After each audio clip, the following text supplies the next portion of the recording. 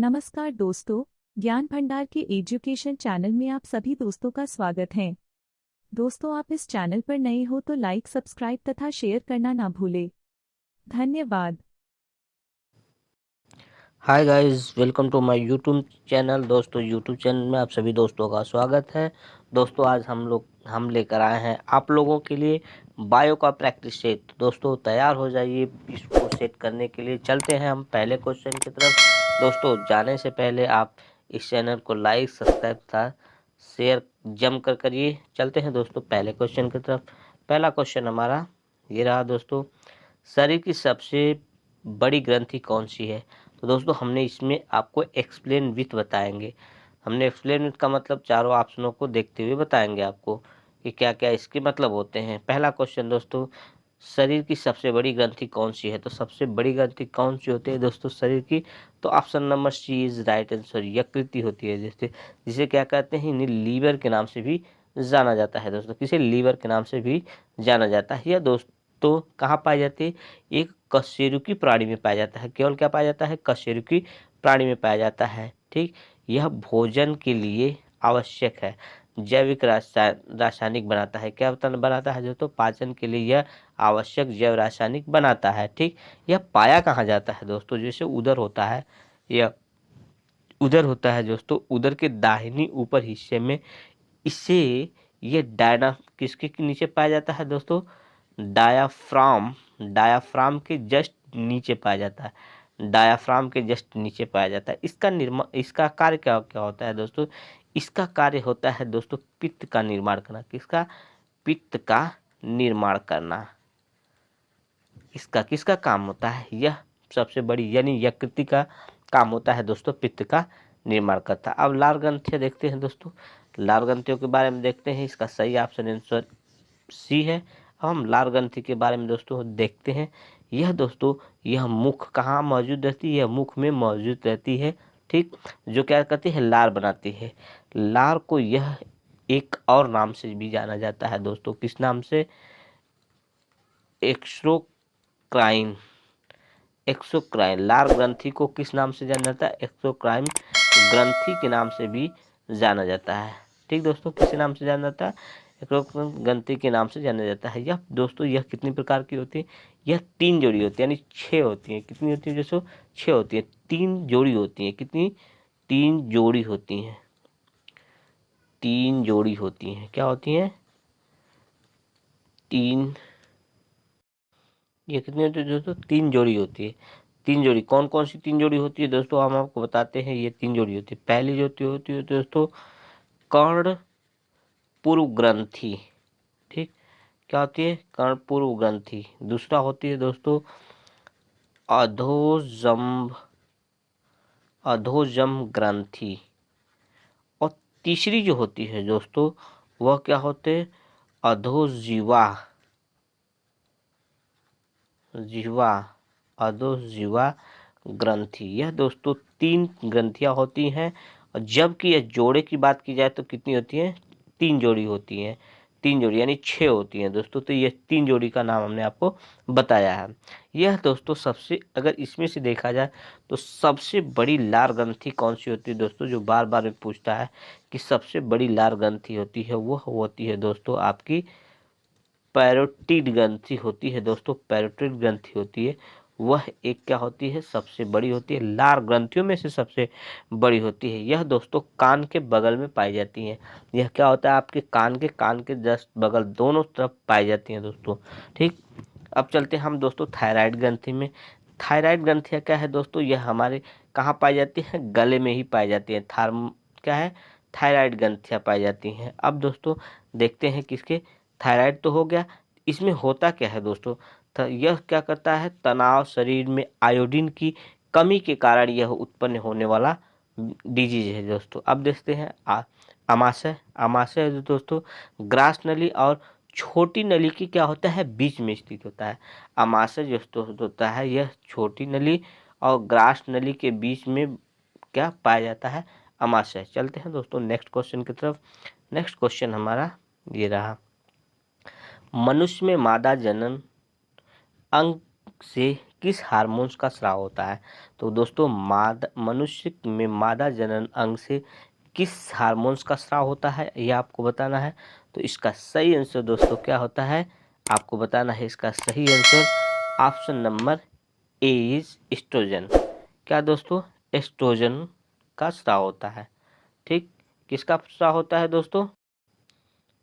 माफ करिए दोस्त, एस्ट्रोजन नहीं होता है, क्या होता है?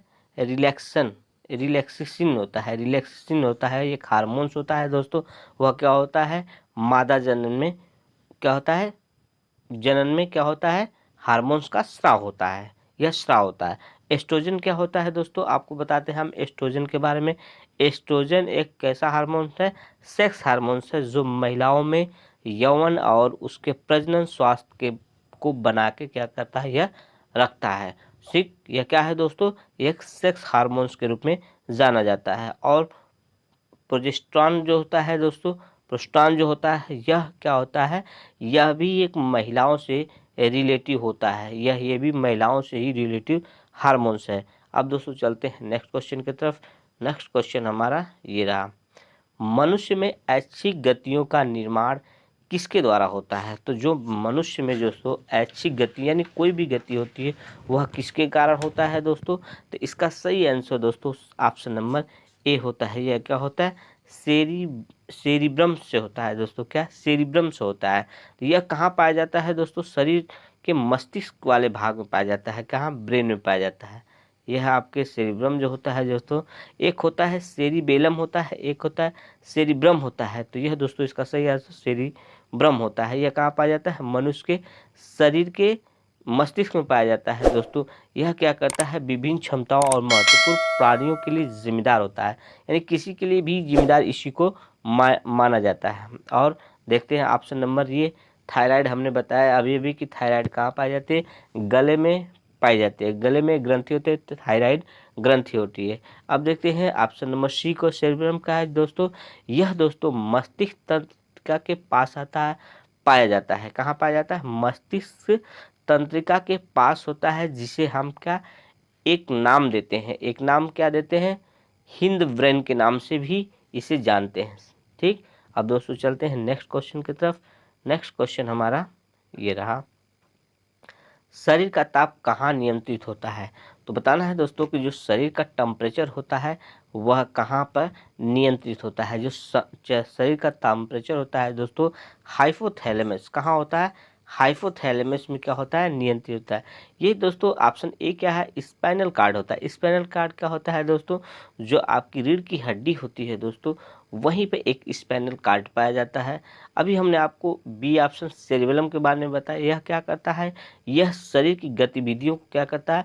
क्या नियंत्रित करता है। ठीक, और ऑप्शन नंबर डी जो है दोस्तों, प्यूरिट ग्रंथि होता है। यह क्या होती है दोस्तों? यह एक अंतःस्रावित ग्रंथि है।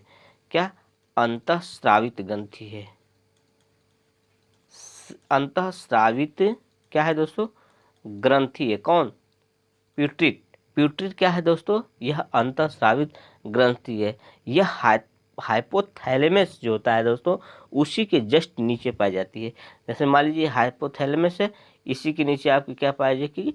प्यूट्रिट ग्रंथि पाई जाती है। इसका वजन जो होता है दोस्तों 0.6 ग्राम इसका क्या होता है? वेट होता है, यानी इसका भार होता है। नेक्स्ट क्वेश्चन की तरफ चलते हैं दोस्तों। नेक्स्ट क्वेश्चन हमारा ये रहा, अमीबा में भोजन का अंतर्ग्रहण किसके द्वारा होता है? जो अमीबा होता है दोस्तों, आपने देखा होगा अमीबा, पैरामीशियम, यूग्लिना, इसमें एक अमीबा होता है दोस्तों। इसका भोजन कहाँ से होता है? तो इसका भोजन दोस्तों कहाँ से होता है? कूटपाथ से होता है। किससे होता है दोस्तों? कूटपाथ से होता है। कूटपाथ क्या है दोस्तों? इसे कूटपाथ क्या है दोस्तों? ये एक नकली पैर के रूप में इसे माना जाता है। ठीक, इसे क्या कहते हैं? कूटपाथ को। कूटपाथ को हम नकली पैर भी कहते हैं, नकली पैर के भी नाम से जाना जाता है दोस्तों। इसे कूटपाथ को हम नकली पैर के नाम से भी जाने जाते मतलब कहते हैं दोस्तों। अब चलते हैं नेक्स्ट क्वेश्चन की तरफ। नेक्स्ट क्वेश्चन हमारा ये है, निम्नलिखित में कौन सा एंजाइम लार में पाया जाता है? तो कौन सा एंजाइम जो दोस्तों है लार में पाया जाता है? आपको बताना है किसमें? लार में पाया जाता है। तो लार में पाया जाने वाली जो एंजाइम है दोस्तों, option number C is right answer. कौन है? टाइलिन होता है। टाइलिन क्या होता है दोस्तों? यह लार में पाया जाता है। यह जो प्रोटीन के छोटे छोटे अणुओं को किसमें, पेंटाइज में तोड़ देता है दोस्तों, और भोजन को पचाने में आसानी से मतलब आसान बना देता है, वह होता है दोस्तों टाइलिन होता है। ठीक, अब देखते हैं पेप्सिन क्या होता है। पेप्सिन, ट्रिप्सिन, ये दोस्तों जो ट्रिप्सिन होता है यह भी एक एंजाइम है, प्रोटीन के छोटे छोटे टुकड़ों में विभाजित कर देता है। यह किसको करता है? प्रोटीन के छोटे छोटे टुकड़ों में विभाजित कर देता है। ठीक, दोस्तों चलते हैं नेक्स्ट क्वेश्चन की तरफ। नेक्स्ट क्वेश्चन हमारा ये रहा, वह प्रक्रिया जिसके द्वारा मनुष्य सांस ग्रहण करता तथा छोड़ता है। जो सांस ग्रहण तथा छोड़ता है दोस्तों, वह किसके द्वारा छोड़ता है? तो इसका सही आंसर दोस्तों option number B is right. क्या दोस्तों? Option number B is right. किसके द्वारा होता है? श्वासन वास के द्वारा होता है। क्या होता है? श्वासन वास के द्वारा इसका ग्रहण या छोड़ना कहलाता है। अब दोस्तों चलते हैं नेक्स्ट क्वेश्चन की तरफ। नेक्स्ट क्वेश्चन में हमारा ये रहा, ऊर्जा उत्पादन के लिए ऊर्जा उत्पादन के लिए कोशिका प्रायः किसका उपयोग करती है? तो कोशिका किसका प्रयोग करती है दोस्तों? तो इसका सही आंसर दोस्तों option number B is right. किसका करती है? ग्लूकोज का करती है। किसका करती है दोस्तों? ग्लूकोज का करती है। तो ग्लूकोज का जो फार्मूला होता है दोस्तों, वह क्या होता है? आपको बताना है कि जो ग्लूकोज का फार्मूला होता है वह क्या होता है दोस्तों? तो C6H12O6 किसका फार्मूला होता है दोस्तों? यह होता है आपके ग्लूकोज का फार्मूला। ठीक, यह सबसे सरल कार्बोहाइड्रेट है दोस्तों। क्या? जो ग्लूकोज है यह क्या है? सबसे सरल कार्बोहाइड्रेट है। यह जल में दोस्तों क्या करता है? आसानी से घुल जाता है। ठीक, इसकी खोज किसने की थी दोस्तों? इसकी खोज एक वैज्ञानिक थे, उन्होंने ही किया था। उनका नाम क्या था दोस्तों?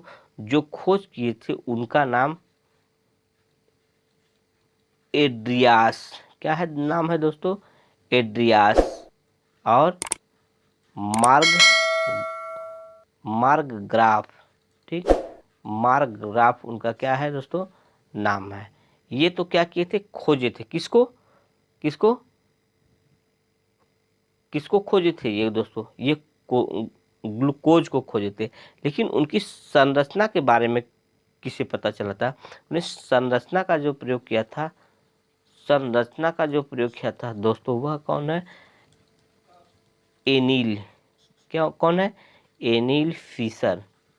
तो दोस्तों ध्यान दीजिएगा, अगर संरचना की बात की जाएगी, संरचना को खोजा कौन था?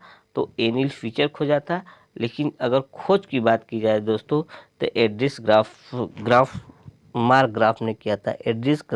मार्गग्राफ ने किया था। अब दोस्तों चलते हैं नेक्स्ट क्वेश्चन की तरफ। नेक्स्ट क्वेश्चन हमारा, अब देखते हैं, सॉरी इसमें अमीनो अम्ल देखते हैं दोस्तों। अभी आप नेक्स्ट पे नहीं चलते हैं, अमीनो अम्ल को देखते हैं। अमीनो अम्ल का जो फार्मूला होता है दोस्तों, वह क्या होता है? अमीनो अम्ल का फार्मूला N2CHR OOH, ये होता है अमीनो अम्ल।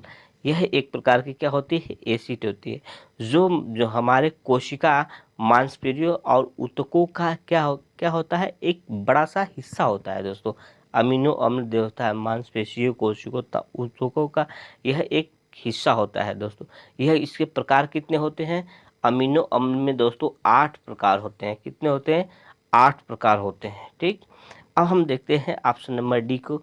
सुक्रोज क्या होता है दोस्तों? सुक्रोज का जो फार्मूला होता है वह होता है दोस्तों C12H22O11, यानी C12H22O11। यह किसका फार्मूला है दोस्तों? सुक्रोज का फार्मूला है। हमने अभी आपको ग्लूकोज का बताया था, इसके बाद अमीनो अम्ल का बताया। अब वसा दोस्तों यह क्या है? ये जो होती है फैट होती है, जिसमें मेरी मस्टर्ड ऑयल में अक्सर पाई जाती हैं, घी में पाई जाती हैं, ये होती है दोस्तों वसा। अब चलते हैं दोस्तों नेक्स्ट क्वेश्चन की तरफ। नेक्स्ट क्वेश्चन हमारा ये रहा, यह क्या है दोस्तों? किसी अभिक्रिया द्वारा किसी अभिक्रिया द्वारा पौधे में ऑक्सीजन बाहरी वातावरण से कोशिकाओं में पहुंचता है दोस्तों, तो आपको बताना है किस कारण पहुंचता है। तो यह दोस्तों इसका सही answer option number B is right. किसके द्वारा पहुंचता है दोस्तों? विसरण के द्वारा पहुंचता है। ठीक। और आप किण्वन जानते हैं दोस्तों, ये किण्वन होता क्या है? जब किसी को, जैसे हम वाइन वगैरह किसी का भी निर्माण करते हैं यानी बनाते हैं दोस्तों, तो यह हमारा किण्वन विधि से होता है। जैसे आप सिरका तैयार करते हैं, यह भी एक किण्वन विधि है। और दहन विधि आप क्या है दोस्तों? जब किसी को जलाकर किसी चीज का प्राप्ति की जाती है यानी पाई जाती है, तो वह दहन विधि है। प्रकाश संश्लेषण द्वारा दोस्तों यह अक्सर जो हमारे क्या होते हैं, पेड़ पौधे होते हैं, यह प्रकाश संश्लेषण की प्रक्रिया को करते हैं। आपने किण्वन को भी जान गया कि किण्वन क्या होता है।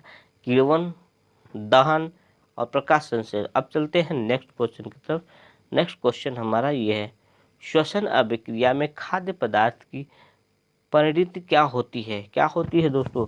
परिणति क्या होती है? आपको बताना है कि इसका सही आंसर दोस्तों यह विघटन होता है। विघटन। विघटन का मतलब क्या होता है दोस्तों? विघटन का मतलब होता है वह खाद्य पदार्थ छोटे छोटे अणुओं में क्या होता है, टूट जाता है। इसी को क्या कहते हैं? विघटन कहते हैं। खाद्य पदार्थों का परिणत क्या कहलाता है? विघटन कहलाता है। दहन का मतलब होता है दोस्तों पूरी तरह से जलकर क्या होता है, खत्म हो जाता है। और परिवर्तन का क्या मतलब होता है दोस्तों? वह किसी एक ऊर्जा से दूसरी ऊर्जा में क्या होते हैं, परिवर्तित हो जाती है। संश्लेषण जानते ही दोस्तों, अभी हमने आपको बताया। अब नेक्स्ट क्वेश्चन की तरफ चलते हैं। नेक्स्ट क्वेश्चन, खाद्य पदार्थों का पौधों में क्या है, स्थानांतरण का मुख्य रूप कौन सा होता है? जो खाद्य पदार्थों में दोस्तों वे क्या होता है, यह होता है दोस्तों सुक्रोज होता है। क्या होता है? इसका सही आंसर दोस्तों option number C is right. Sucrose का फार्मूला क्या होता है? C12H22O11। अभी हमने आपको बताया था किसमें दोस्तों, जब यह सुक्रोज किसमें पाया जाता है? यह सुक्रोज दोस्तों गन्ने के जूस में अक्सर पाया जाता है। किसमें? गन्ने के जूस में पाया जाता है। गन्ने के जूस में पाया जाता है क्या, सुक्रोज। यह दोस्तों यह आयरन युक्त होता है। क्या होता है दोस्तों? यह आयरन युक्त होता है। क्या, सुक्रोज आयरन युक्त होता है। यह गुर्दे की बीमारी के साथ साथ, यह दोस्तों अगर क्या होता है, जिसको गुर्दे की बीमारी होती है उसके साथ साथ दोस्तों लोहे की कमी से एनीमिया इलाज के लिए, एनीमिया के इलाज के लिए इसका प्रयोग किया जाता है। जब एनीमिया, यानी एनीमिया किसके कारण होती है दोस्तों? यह ब्लड की कमी से होने वाला एक रोग है एनीमिया। एनीमिया के लिए इसका प्रयोग किया जाता है दोस्तों। अब देखते हैं स्टार्च के बारे में, ग्लूकोज के देखते हैं दोस्तों। हमने अभी भी इसके बारे में एक्सप्लेन किया। तो इसका फार्मूला क्या है? इसका C6H12O6 इसका फार्मूला है। इसको किसने खोजा था? इसने किसकी संरचना दी थी? अब दोस्तों स्टार्च के बारे में देखते हैं। यह दोस्तों पादप के साथ साथ, क्या दोस्तों, यह जो स्टार्च होता है यह पादप के साथ साथ दोस्तों यह चावल के मांड में पाया जाता है। किसमें? चावल के मांड में पाया जाता है। यह स्टार्च का भी फार्मूला होता है दोस्तों। इसका फार्मूला हम यहाँ नोट कर देते हैं, C6H10O5। यह क्या होता है दोस्तों? इसका फार्मूला होता है C6H10O5 किसका? स्टार्च का होता है। प्रोटीन आप जानते हैं दोस्तों, प्रोटीन आपके मांस, अंडे, दूध आदि चीज़ों में क्या पाए जाते हैं? प्रोटीन की मात्रा पाई जाती है। चलते हैं दोस्तों नेक्स्ट क्वेश्चन की तरफ।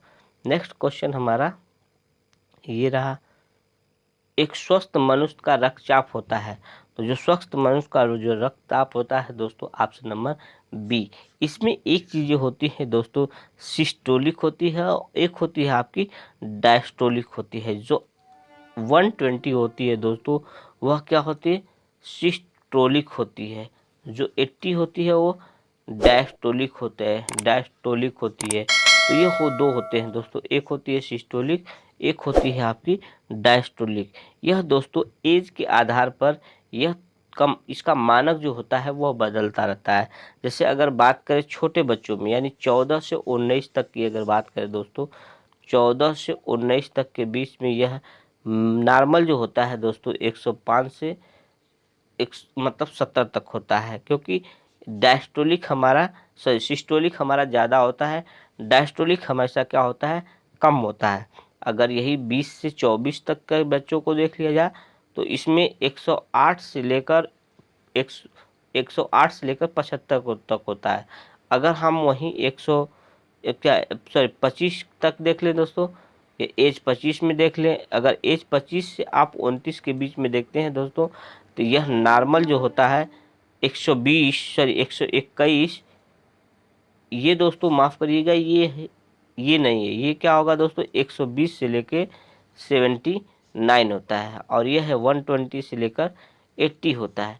तो दोस्तों इसका मानक कुछ इस प्रकार होता है कि एज पर पूरी तरह से रक्तचाप क्या करता है, डिपेंड होता है। अब चलते हैं नेक्स्ट क्वेश्चन की तरफ। नेक्स्ट क्वेश्चन हमारा ये है, मनुष्य के मस्तिष्क की सबसे बाहरी झिल्ली होती है दोस्तों, जो बाहरी झिल्ली होती है उसे हम क्या कहते हैं, तो आपको बताना है कि जो सबसे बाहरी झिल्ली है उसे किस नाम से जाना जाता है। तो दोस्तों option number C is right होते हैं, ड्यूरामीटर दो होती है दोस्तों, यह मनुष्य के मस्तिष्क की बाहरी झिल्ली के रूप में जाना जाता है दोस्तों। अब चलते हैं हम नेक्स्ट क्वेश्चन की तरफ दोस्तों। नेक्स्ट क्वेश्चन हमारा ये दोस्तों, नेक्स्ट क्वेश्चन है, मनुष्य में सूंघने की क्षमता को नियंत्रित करता है। तो दोस्तों बताना है कि जो मनुष्य के सूंघने की नियंत्रण करता है वह क्या होता है, घ्राणेंद्रिय पाली होता है, घ्राणेंद्रिय पाली होता है दोस्तों। यह दोस्तों कहाँ पाया जाता है, यह मनुष्य के नाक के ऊपर जो दोस्तों ब्रेन मतलब गांठ होती है उसी जगह यह पाया जाता है, उसे क्या कहते हैं, घ्राणेंद्रिय पाली होता है दोस्तों। नेक्स्ट क्वेश्चन की तरफ चलते हैं। नेक्स्ट क्वेश्चन हमारा ये रहा, मनुष्य में बुद्धि एवं चतुराई का केंद्र है। बुद्धि और चतुराई का केंद्र क्या होता है दोस्तों, इसका सही answer option number C is right. यह क्या होता है, सेरिब्रम जो होता है दोस्तों, मस्तिष्क क्या मतलब मनुष्य के बुद्धि का चतुराई कहा जाता है या उसकी बुद्धिमत्ता कही जाती है, क्या दोस्तों ब्रेन में पाया जाता है। जो सेरेबेलम क्या होता है दोस्तों, यह शरीर की ऐच्छिक क्रिया को क्या करता है, नियंत्रण करता है। हाइपोथैलेमस क्या होता है, यह ताप को नियंत्रित करता है। और आपका स्पाइनल कार्ड दोस्तों मनुष्य की रीढ़ के नीचे पाया जाता है आपका स्पाइनल कार्ड। अब चलते हैं दोस्तों नेक्स्ट क्वेश्चन की तरफ। नेक्स्ट क्वेश्चन हमारा ये रहा, रक्त में ग्लूकोज की मात्रा नियंत्रित करता है। तो कौन करता है दोस्तों, रक्त में ग्लूकोज की मात्रा को क्या करता है, नियंत्रित करता है। तो इंसुलिन क्या करता है दोस्तों, यह नियंत्रित करता है। इसका सही आंसर ऑप्शन नंबर डी। कौन करता है दोस्तों, इंसुलिन करता है। अब दोस्तों इंसुलिन क्या है, इंसुलिन जो दोस्तों यह एक प्रकार का क्या है, यह एक प्रकार की मेडिसिन है इंसुलिन। यह क्या करती है, जब पेनक्रियाज डिस्टर्ब हो जाती है दोस्तों, तो इसी इंसुलिन का सहारा लेके उस पेनक्रियाज को क्या किया जाता है, रिपेयर किया जाता है, उसे बार बार रिपेयर किया जाता है। ये क्या करता है दोस्तों, पेनक्रियाज क्या करता है, यह ब्लड के शुगर को क्या करता है, नियंत्रित करता है, जिसके कारण जब यह खराब हो जाती है बार बार इंसुलिन मनुष्य को देकर और उस पेनक्रियाज को रिपेयर करके इसका काम लिया जाता है कि वह क्या करे, ब्लड में आपके शुगर को न बढ़ने दे। नेक्स्ट क्वेश्चन की तरफ चलते हैं। नेक्स्ट क्वेश्चन हमारा ये रहा, ऑक्सीजन है। आपको बताना है दोस्तों ऑक्सीजन क्या है। ऑक्सीजन क्या है दोस्तों, तो इसका सही आंसर दोस्तों एक प्रकार का यह क्या है, एंजाइम है। क्या है दोस्तों, एंजाइम। आप वसा के बारे में जानते हैं, कार्बोहाइड्रेट के बारे में जानते हैं और हार्मोन्स के बारे में आप जानते होंगे। तो नेक्स्ट क्वेश्चन की तरफ चलते हैं। नेक्स्ट क्वेश्चन हमारा ये है, जैव प्रक्रम के अंतर्गत कौन सा आता है। तो दोस्तों जैव प्रक्रम के अंतर्गत आपका पोषण भी आता है, उत्सर्जन भी आता है और श्वसन, ये तीनों आते हैं। तो इसका सही आंसर दोस्तों option number D is right. अब दोस्तों चलते हैं नेक्स्ट क्वेश्चन की तरफ। नेक्स्ट क्वेश्चन हमारा ये है, जो गोबर छत्ता किसके अंतर्गत आता है। तो जो गोबर का छत्ता होता है यानी गोबर छत्ता होता है दोस्तों किसके अंतर्गत आता है, आपको बताना है। तो यह एक होता है दोस्तों मृत पोषी जीव होता है। क्या होता है, मृत पोषी जीव के अंतर्गत क्या आता है, यह दोस्तों आता है कौन, गोबर छत्ता। अक्सर यह कार्बनिक जगहों पर पाया जाता है दोस्तों, कार्बनिक जगहों पर पाया जाता है। अब जो परजीवी क्या होता है दोस्तों, परजीवी ऐसे जो एक दूसरे पर क्या होते हैं, डिफेंड होते हैं उन्हें हम कहते हैं परजीवी। जैसे आपको बता दें जोक जो होती है दोस्तों, क्या जोक हो गई आपकी, एंट अमीबा हो गया, यह सब दोस्तों क्या होता है फीता क्रीम हो गया दोस्तों, यह आपका फीता क्रीम हो गया, ठीक, कृत्रिम, सॉरी फीता कृत्रिम, क्रीम नहीं फीता कृत्रिम, यह दोस्तों सभी क्या होते हैं परजीवी के एग्जाम्पल हैं। जैसे जोक होता है और आपका एंटी अमीबा होता है, फीता कृत्रिम होती है, यह दोस्तों परजीवी के उदाहरण है। परजीवी हमने आपको बताया कि क्या करते हैं दोस्तों, यह एक दूसरे पर आधारित होते हैं, परपोषी। स्वपोषी दोस्तों कौन होते हैं, जो अपना भोजन स्वयं बनाते हैं उन्हें क्या कहते हैं, स्वपोषी कहते हैं। स्वपोषी के अंतर्गत दोस्तों हरे पौधे, नीलहरित शैवाल आदि सब आते हैं। क्या आते हैं दोस्तों, पेड़ पौधे आदि, मतलब आदि नील हरित सवाल यह क्या होते हैं दोस्तों, स्वपोषी के अंतर्गत आते हैं। चलते हैं दोस्तों नेक्स्ट क्वेश्चन की तरफ।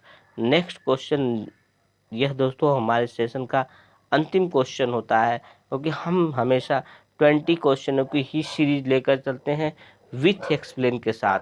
तो दोस्तों यह 20वां क्वेश्चन है, यह अंतिम क्वेश्चन है। तो वायुमंडल में सामान्यतः CO2 पाया जाता है, तो बताना है दोस्तों कि जो CO2 की मात्रा पाई जाती है वह कितनी पाई जाती है। तो जो CO2 की मात्रा दोस्तों पाई जाती है 0.03% क्या पाई जाती है, CO2 पाई जाती है। अब देखते हैं दोस्तों यह जो ऑप्शन दिया है 78 क्या है, 78 जो है दोस्तों यह आपका नाइट्रोजन पाया जाता है। क्या पाया जाता है, नाइट्रोजन आपका 78% है। और बी क्या है 21% दोस्तों, यह आपका ऑक्सीजन है।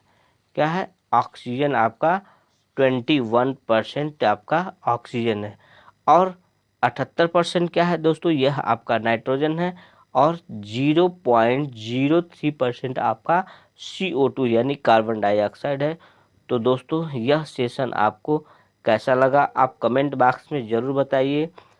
तो ठीक है दोस्तों, अब इसी तरह के कभी GS तो कभी बायो, कभी ज्योग्राफी, कभी हिस्ट्री के क्वेश्चन हम आपके बीच लाते रहेंगे समय समय पर दोस्तों। रीजनिंग, मैथ आज जैसे भी चैप्टर चलाने की कोशिश करेंगे। तो दोस्तों यह सेशन कैसा लगे आप कमेंट बॉक्स में लिखकर बताइए कि रीजनिंग लाएँ, मैथ लाएँ, GS का चैप्टर वाइज लाएँ, आप मुझे कमेंट करके बताएंगे। तो ठीक दोस्तों, फिर मिलते हैं किसी इसी तरह की वीडियो के लिए।